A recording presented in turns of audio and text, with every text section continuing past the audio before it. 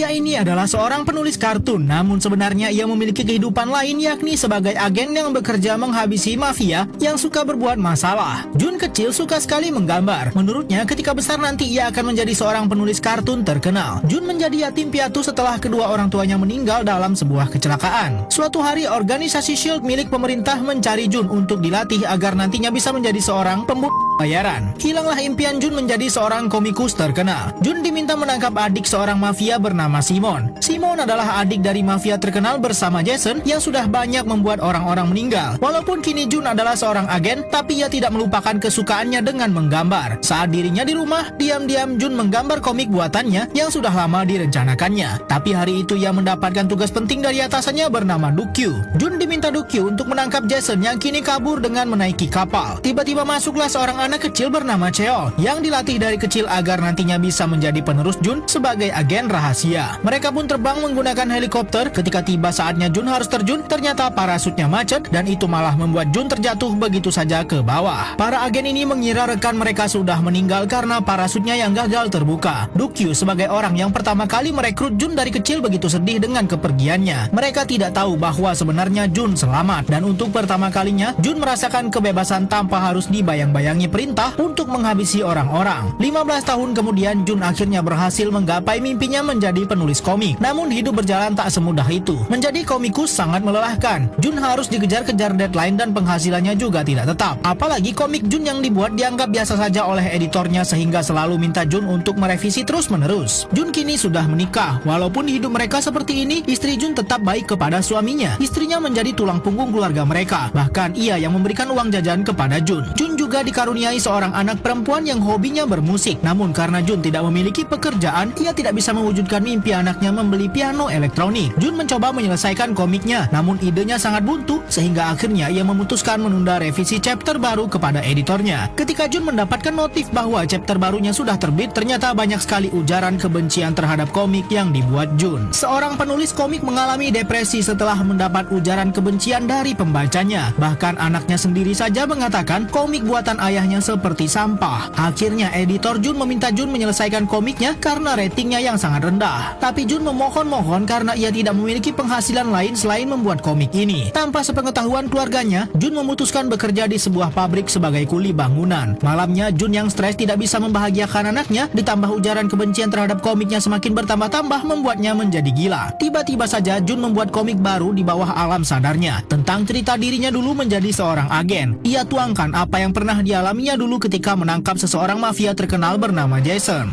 Bagaimana dirinya ditempa dari kecil untuk kemudian diperintahkan agen SHIELD menghabisi orang-orang jahat. Esok paginya ketika Jun terbangun, ia mendapati istrinya terlihat gembira dan baik sekali kepadanya. Ternyata malam itu istrinya mengupload komik yang dibuat Jun. Padahal itu adalah rahasia perusahaan tempat lamanya dulu. Bahkan kini semua orang memuji komik terbaru Jun itu. Seorang pensiunan agen rahasia yang kini menjadi penulis komik tidak sengaja membuat cerita tentang dirinya dulu ketika bekerja sebagai agen SHIELD untuk menangkap mafia-mafia terkenal yang sering menghabisi orang-orang. Padahal itu adalah rahasia perusahaan. Tapi istrinya malah menguploadnya dan membuatnya komiknya jadi sangat viral dan mendapat ulasan positif. Editor penulis komik itu yang awalnya sempat meremehkannya bahkan kini meminta Jun meneruskan komik itu karena sangat seru. Jun sempat bimbang. Namun ketika hari itu ia melihat anaknya dijemput ayah temannya menggunakan mobil, ia jadi minder. Ia bahkan melihat diari anaknya yang menuliskan ingin sekali membeli piano elektrik untuk mengembangkan hobinya. Jadilah akhirnya Jun melanjutkan ceritanya saat dirinya dulu diminta menangkap seorang mafia terkenal bernama Jason yang mencoba kabur setelah menghabisi orang-orang. Semua orang kini membaca komik Jun dimanapun. Sampai hari itu Dukyu, mantan atasan Jun, mencoba pergi ke warnet karena mencari nomor IP yang ternyata dimainkan oleh anak-anak. Anak itu tidak percaya Jun adalah agen SHIELD seperti yang dibilangnya. Sampai akhirnya Dukyu menunjukkan identitasnya dan anak itu teringat karakter di komik Jun yang menggambarkan Dukyu sebagai pelatih dari neraka.